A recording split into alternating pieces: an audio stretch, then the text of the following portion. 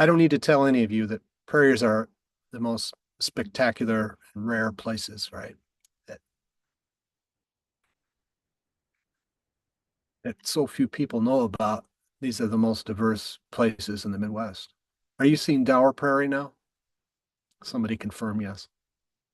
Is that Steve Hubner you see? Yep. Okay, good. Steve's talking about how I'm just going to narrate because we don't have sound for the video. He's talking about how they try to crop this and they pull up rock. And in Dower Prairie, um, that meant that this little isolated parcel had never been plowed. Here's some early spring flowers, prairie smoke, and the shooting stars that so lovely. Some prairie phlox.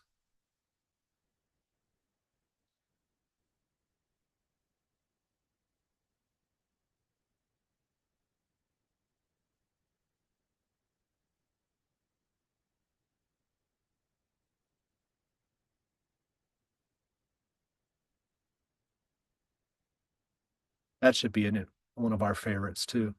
Somebody should have that. That's the endangered. Help me.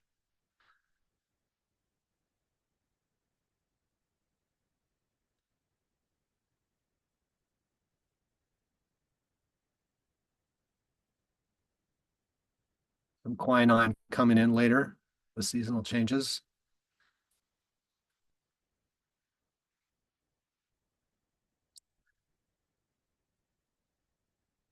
Now, this is a terminus of a mound, which is kind of difficult to see. But Steve's talking about how when they burned it, they noticed some very different changes from mesic to um, to drier prairie. Um, to him, that was obvious that there was some alteration of the terrain. So a serpent mound in Dower Prairie.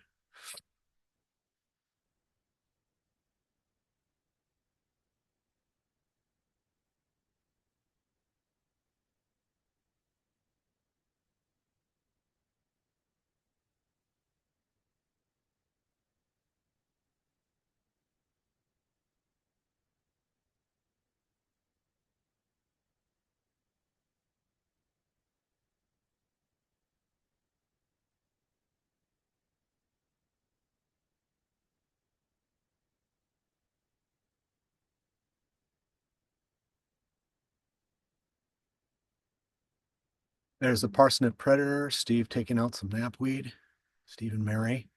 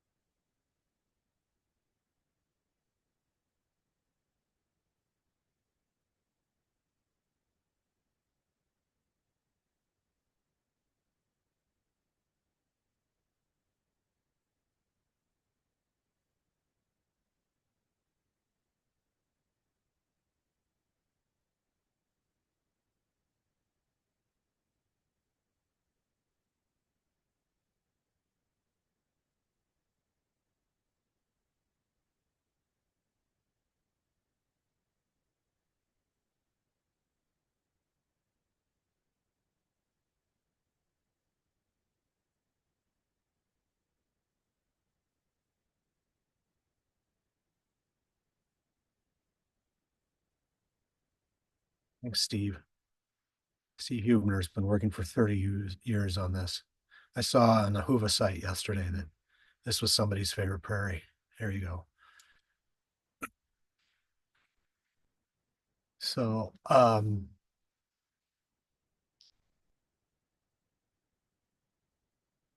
obviously we're dealing with things, we're dealing with landscapes that are tiny, and we have a bias as we are communicating prairies to take things that are small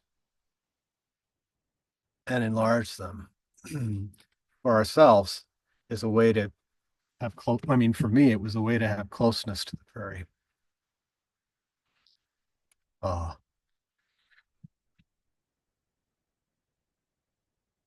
I have a natural affinity for bumblebees. This painting is actually 6 feet, and from the video that I did, and this one happened to be in Nederland, Colorado. I print out stills from the video. These are long paintings and 6 foot by 2 foot, and enlarged those tiny animals because to me, we can't protect these things if people don't appreciate them, and I the enlargement of it brings in that closeness. I'm really curious what people have questions. I'm kind of prattling on here. Is a little bit frazzled from the technical difficulties, but I see there are a number of people here. Um,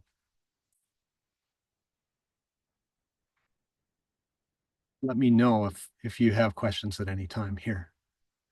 I'm gonna do speaker. Yeah, John.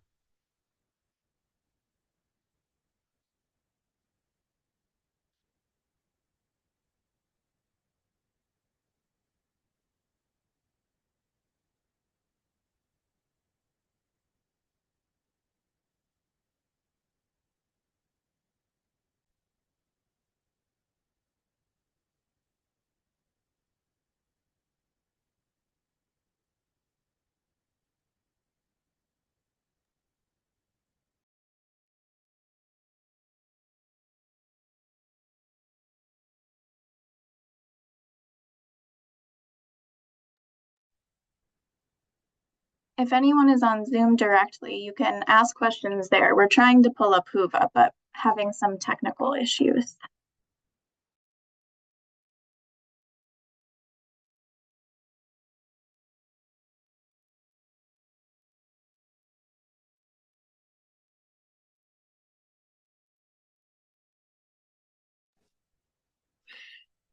Joe, this is Scott Fulton. Yeah, Good to see you. It's been good a to see few you. years. Yeah, it has. um, I just wanted to comment at a thought that occurs to me, and I've thought about it a lot in thinking about uh, prairies and spending time on them.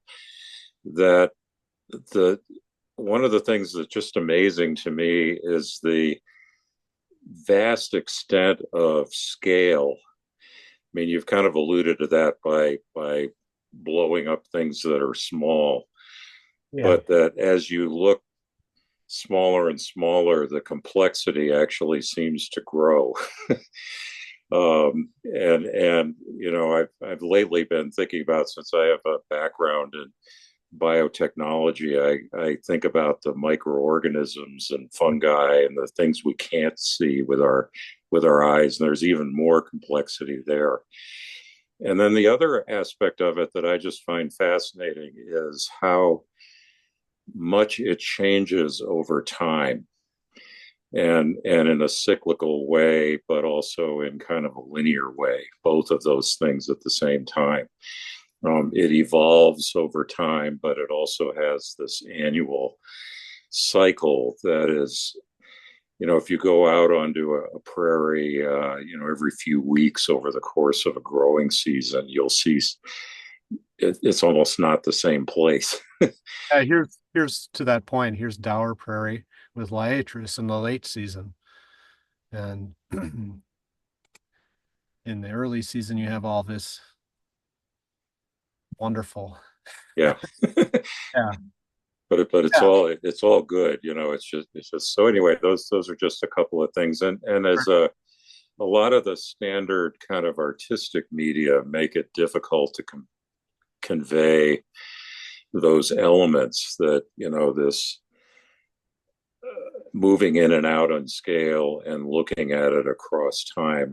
I've thought about some projects that I haven't executed yet of how to convey some of that stuff artistically, and it's a real challenge because I think so much art is a snapshot, um, and it's usually kind of at the scale that we normally see with our eyes, and so anyway, there was just some thoughts. yeah. I agree about the complexity and the time. What are some of the challenges that keep you from those projects? 'Cause, I mean, obviously, we all have limited time in our lives, but other than limited time, I wonder if there's anything that might be something that other people are curious about as well. Some of it for me is a lot of it is time. As you know, I'm pretty busy with a lot of different projects, but part of it for me is particularly the visual arts. I was told as a child that that wasn't my thing.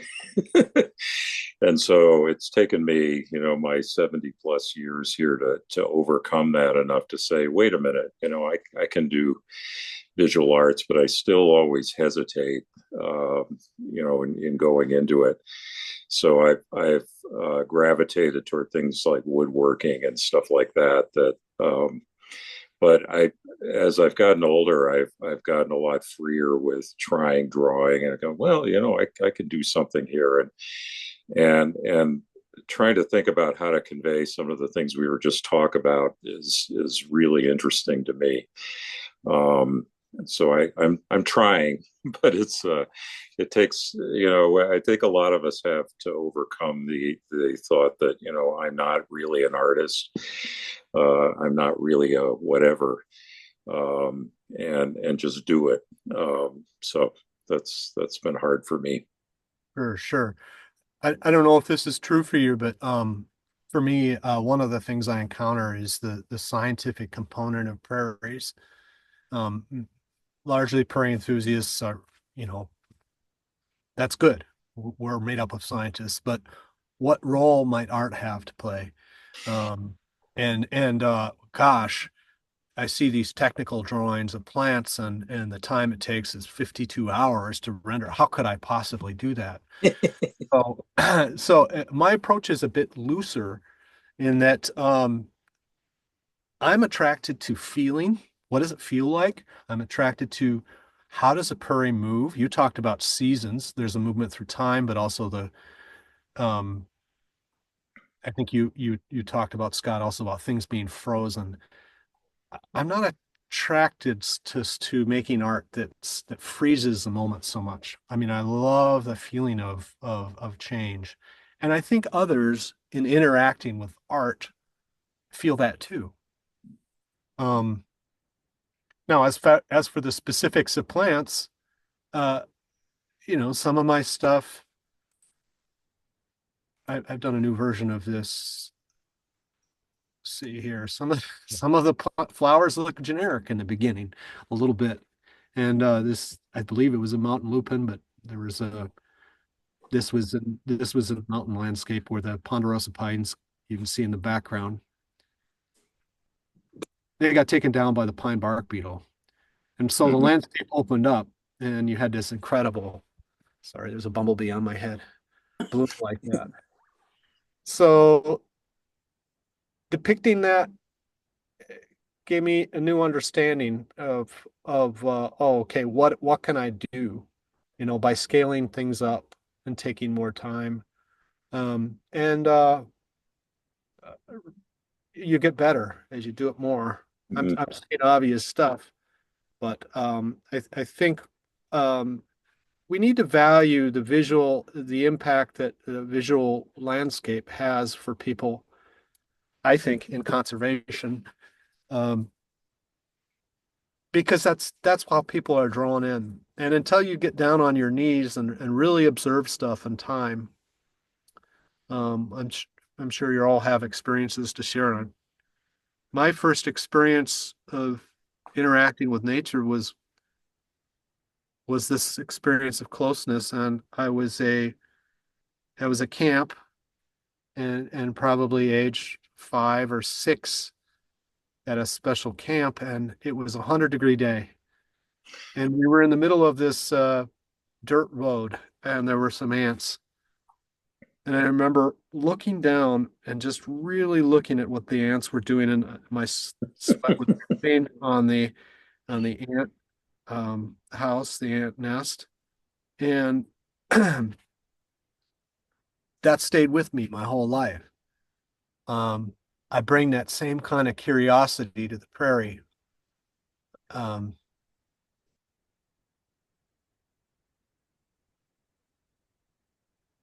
I'm curious what others think, what others feel. Is there anybody else that feels some kind of like edge that they've hit, that they're saying, "Oh, artistically, this is a challenge for me. This is I'm hitting a wall," and I'd like to I'd like to hear that because my wall was, Scott and I worked together. He was one of the primary people I worked with when we put together the Prairie Enthusiast video, which I hope if you haven't seen the short documentary, which is about around 30 minutes, we worked together. I knew that just video, because I got the prairie bug doing that video, and I knew that the video wasn't enough, and so we included these animated components, and because I you just there's things you can't get footage of, but I could read about it, and we actually acted out um, with puppets, colored puppets, the buzz pollination process, the pollination, what's actually happening inside a bottle gentian, uh, um, and there was one other flower that we were looking at, but um,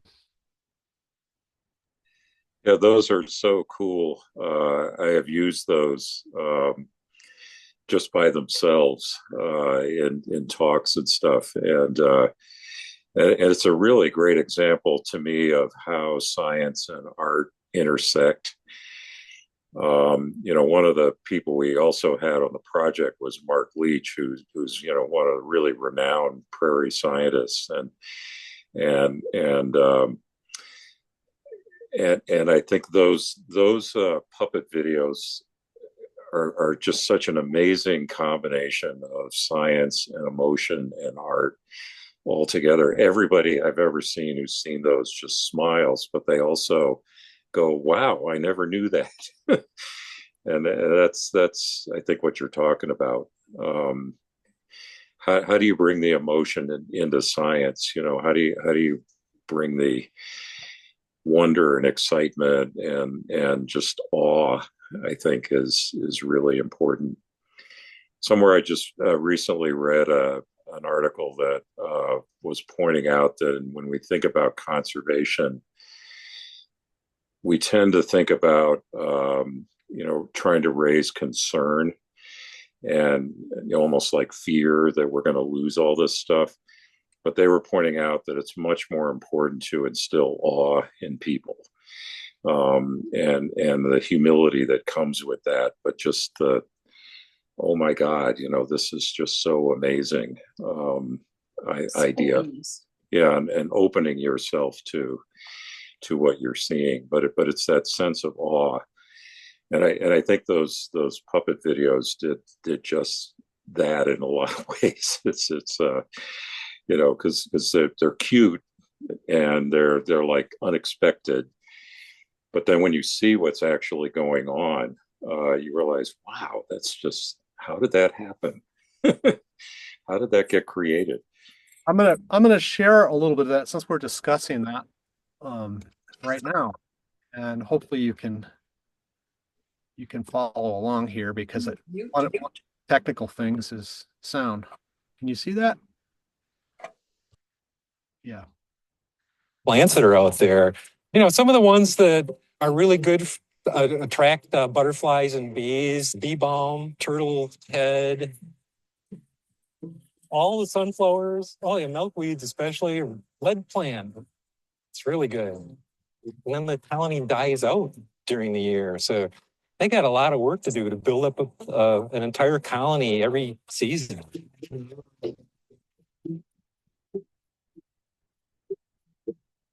Prairie smoke is a fairly early flower in some of our drier prairies and oak savannas. The prairie smoke blossoms hang downward and they're closed. And a queen needs a good source of protein in the springs. The bumblebee hangs at the underside of this thing and it buzzes at such a frequency that the pollen is vibrated right out of the anthers and drops right onto the bumblebee. They're vibrating at what's just about middle C.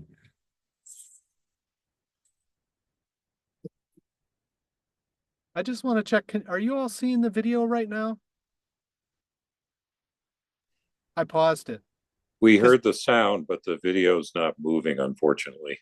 Oh, okay. I'm gonna go back. Thanks.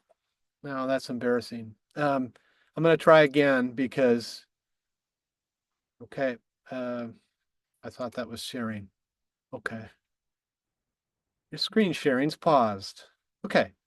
All right. Well, you heard this Mark Leach talk about that. Um, yeah. Let me see. Should I take a minute to pull that up again? And you guys fire away with questions. This is a quiet group. We're all stunned by the crashing of Hoover. Let's see here. Maybe if I go off my desktop, I'm gonna go back.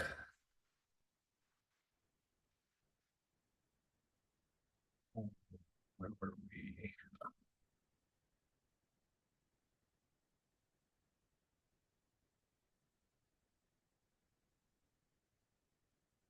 The reason for my title in this talk while I'm pulling this up was actually made a really good connection. I'm a conservation volunteer with the Prairie Enthusiasts in Seymour, and somebody was interested in a painting that I had for sale. And then we got to talking, and my goodness, their mother-in-law has all this land, but it's across the river. Many of you know how sometimes rivers just like divide us. We don't even know what's happening in that other part of the world. Uh-huh. And she has Carner blue butterflies, which we're trying to reestablish in Seymour. And so historically they've been there in Seymour. This to me was like a great example of like I made myself available through art. And then I actually met with this person's mother-in-law and we got to talking. Just any way we can reach out. We know people in prairies go together. That was for me that was a success story. So it was kind of that was my attempt with the title that we're Anything in a cooler to munch on? Pardon? Is there anything in a cooler to munch on? Yeah.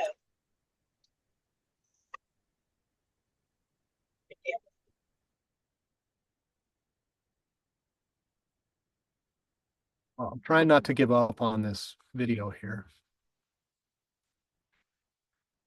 but I think I'm going to because it's not playing properly. Um,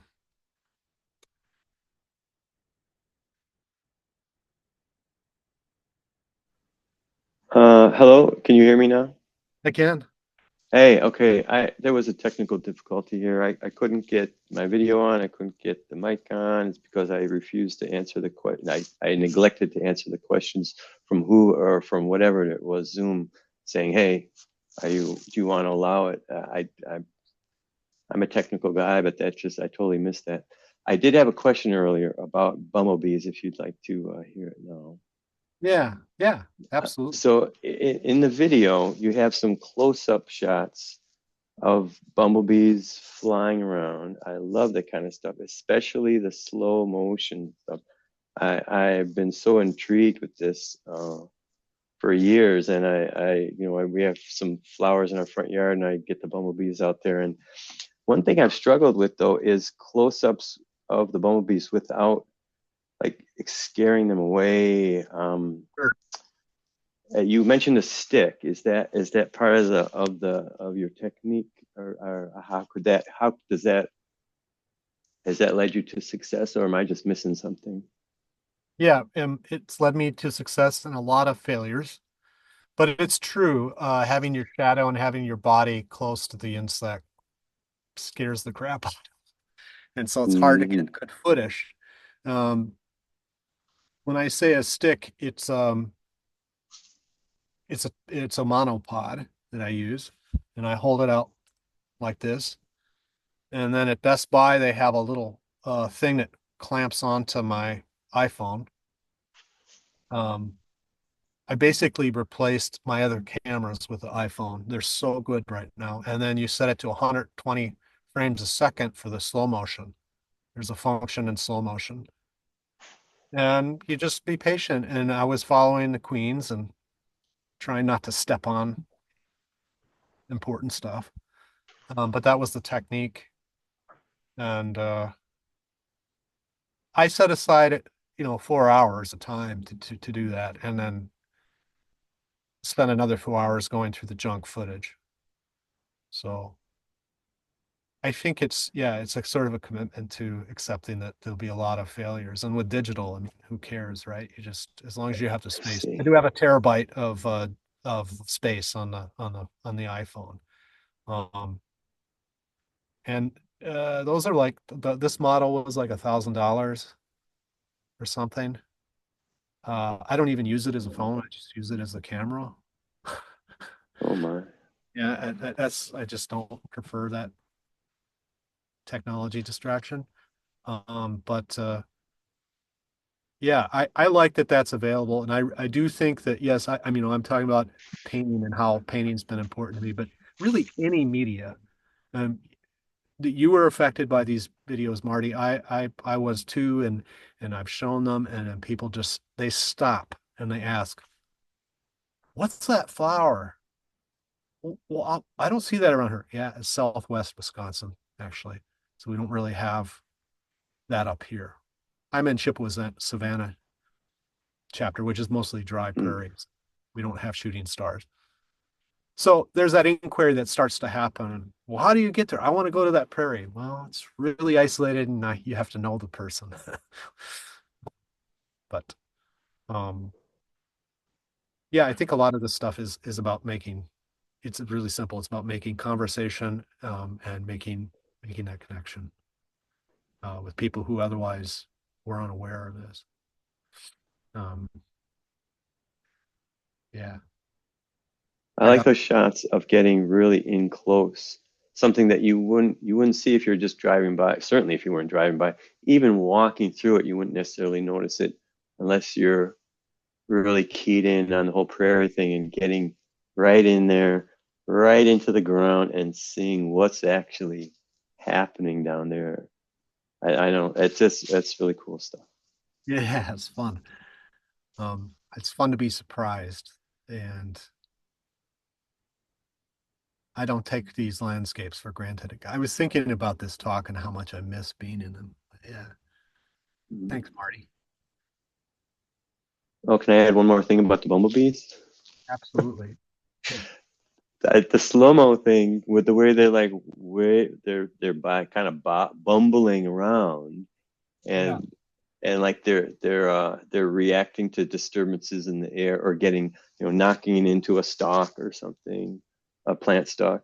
And I always wonder when I see that, are their brains faster than ours? Like, do they have or maybe this is like an automatic uh, part of the brain where it's not even like thought, and it like they're stabilizers you don't even know what's going on if you watch it in our concept of real time. But I don't know, it just makes me think, is their nervous system built differently than ours to to fly like that in 3 dimensions? Yeah, and they hit stuff. They're quite, I mean, it's evident in the slow motion to me. And I wish the sound was working, but if you heard the sound, it's pop, pop, pop, pop, pop. It's bzz, pop, pop, pop. They're constantly Oh, really? like, well, aren't they going to break a wing? I mean, Oh. the adaptation of collision being part of just being a very large queen. How did that come about? And uh, how is it they can get by without being more careful? Mm. Yeah, very exciting stuff.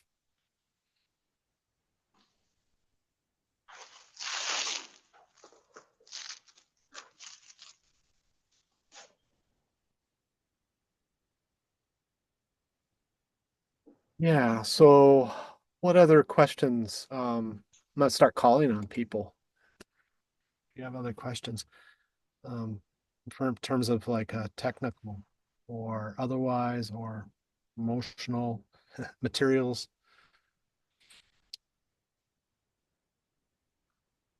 One of the things I find difficult in creating, going back to the drawing, is how how to communicate. Turn this off. The foreshortening, and I've found this tool to be helpful. You can pick these up at your art supply stores, but today I tried to draw a lupin from memory. And the lupin leaf is like a hand, right? And what's hard when we see things in nature is to separate symbols from what we actually see in our eye. Now, if I bend it down like that, you can see with this tool, hopefully you can see with this tool, how it has different circles. And what you can do is draw your leaf inside these circles.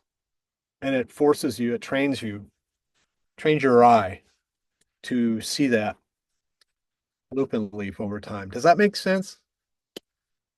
Yes. So a common beginner thing is to draw a lot of symbols. And there's nothing wrong with drawing symbols, especially if you're doing field notes.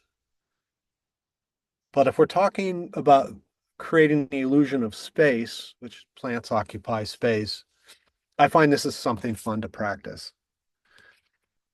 Are there any other challenges others run in from drawing or otherwise that you want to share with the group?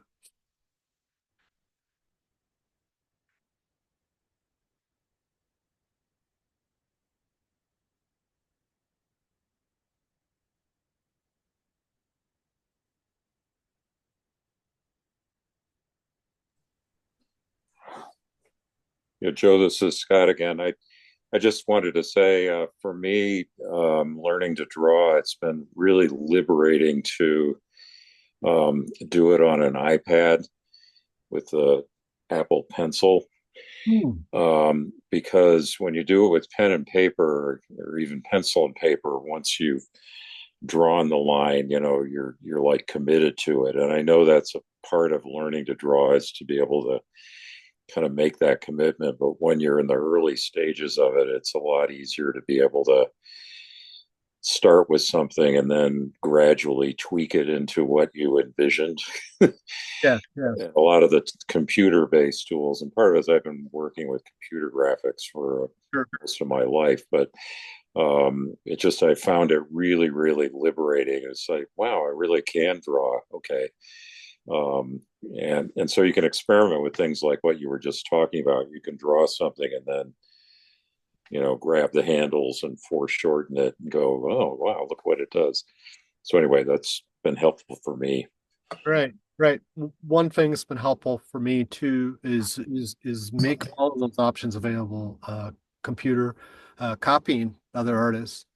Uh, for some reason in visual arts, there's the stigma of like, oh, we shouldn't. It has to be original.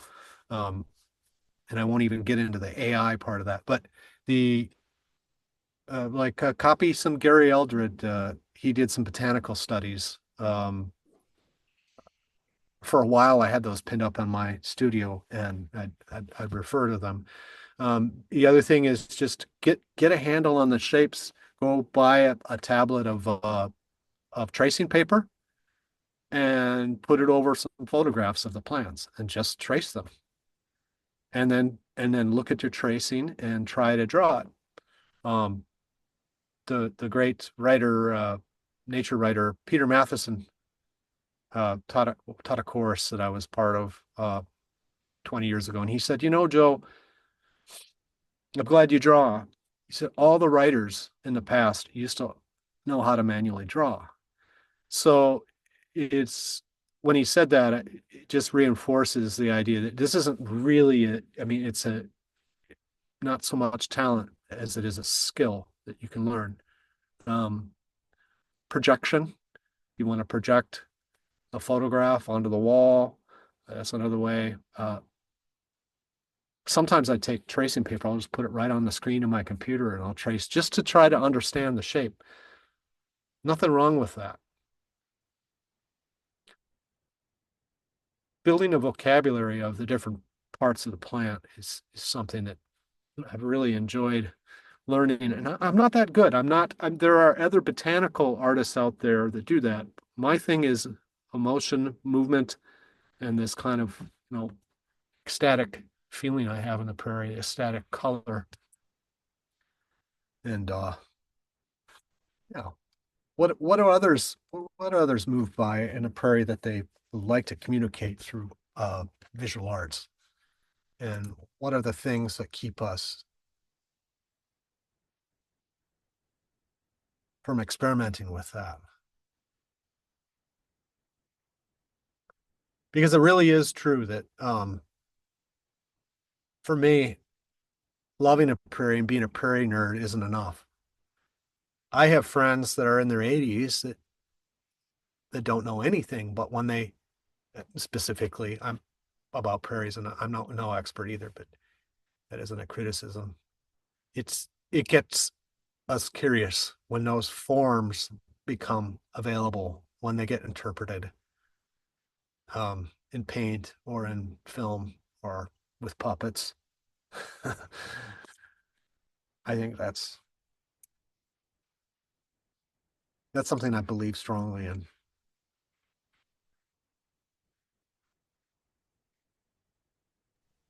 I would love to show my puppet. Go ahead. Somebody with a question. Oh yeah, hi Joe. This is Marty again. Something that came to mind when you're talking about drawing people in, like you can't love, or you won't save a prairie until you love it, and you won't love it until somehow you're exposed to it. There's a process in writing, like a well-crafted story. I'm wondering if there's something that we could learn from the process of writing a well-crafted story. I know way more about writing than I do about drawing, and I'm wondering if that can help with the idea of drawing, make a drawing or painting or whatever that somehow can draw people in. Like maybe like the foreground is doing one thing and then the background is doing something else. And I don't know. Is that kind of what you're talking about, or what? Yes. Could you rephrase your question, Marty? One more time? Oh, I'm wondering if there's something we can learn from the world of writing and apply it to the world of drawing or making art in general. That's the short form. Uh-huh. Yeah.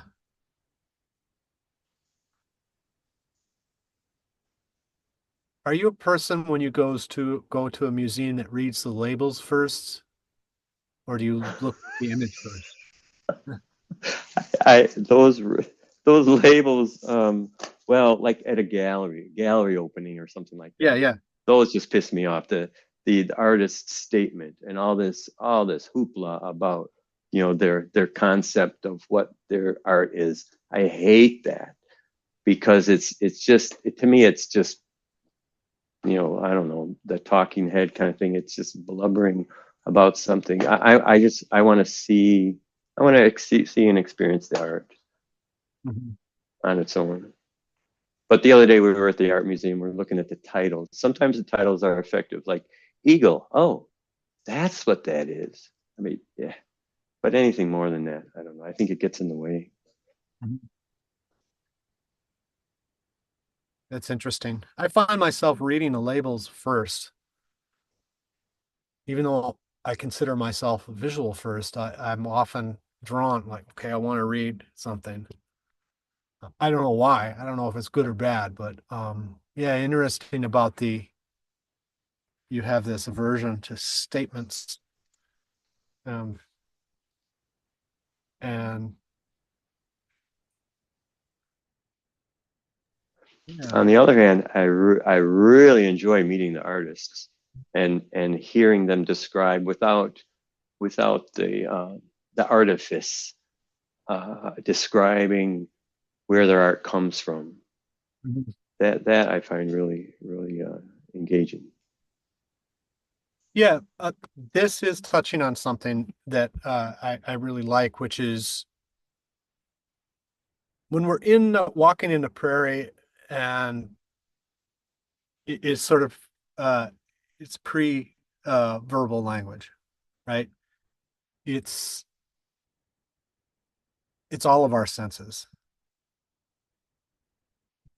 And that experience, not so much to capture, but to communicate that experience is something first I have to do for myself before I can do it for anybody else. And I want to show a little bit of that video because I think that connects too. I think I can share if you guys would like, I'll share the video we talked about. Native pollinators. It's just no fun to talk about stuff and not see it. Can you see the screen? Yeah.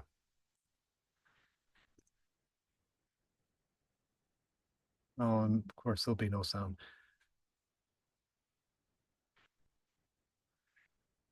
Let's go back there. Mark's talking about how bees get a bad rap.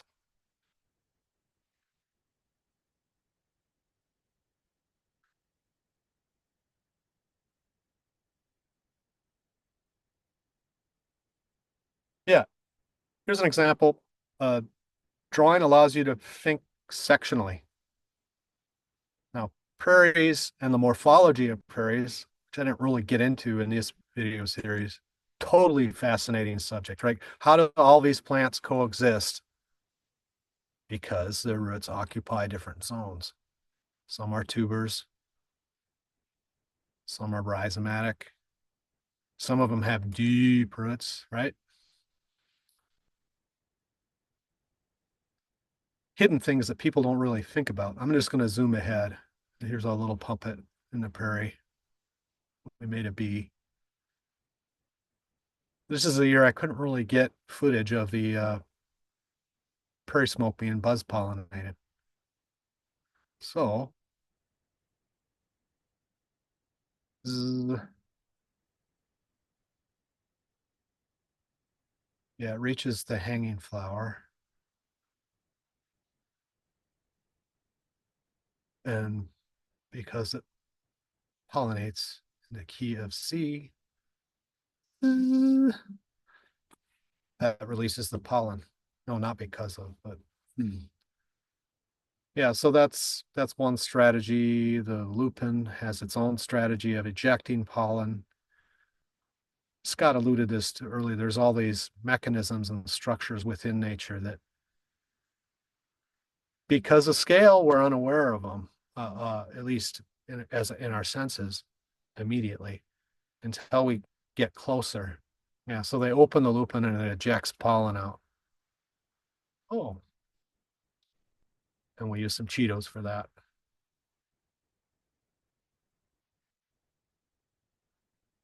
And here I'm kind of cheating. Yeah, yeah. That's how the pollen gets transferred to the other thing. We do have 3 minutes left, so if there was anyone who had any final questions. It's scraping past the anthers. As the pollen falls on the sternum of the bumblebee, it pops out of the top of the flower. Stop that. Yeah, thank you, Cassidy. Yep. If anybody has questions, I'm prattling on here. But I appreciate all of you and all the work that the prairie enthusiasts are doing. But yeah, or get in touch with me. Hopefully Hoover will be back up. I put some stuff there. Jerry Newman, I saw that you put up Dower Prairie on one of your favorite prairies. Thanks for doing that. Mentioning Steve. I agree. We got to save that one. How are we going to do it? Anybody have brilliant ideas?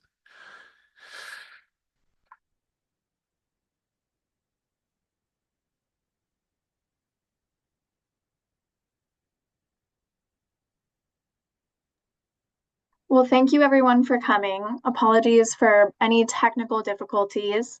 Luckily, the session will be recorded and hopefully we will all be able to get back onto Hoover soon and see if there are any questions there. And Joe, I'm sure you'll be around so people can ask questions if they have, other thoughts as time goes on.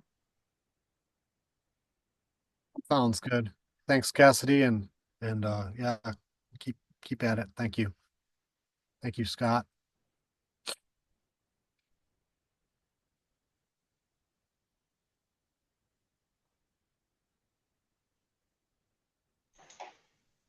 Thanks, Joe, and thanks for your work.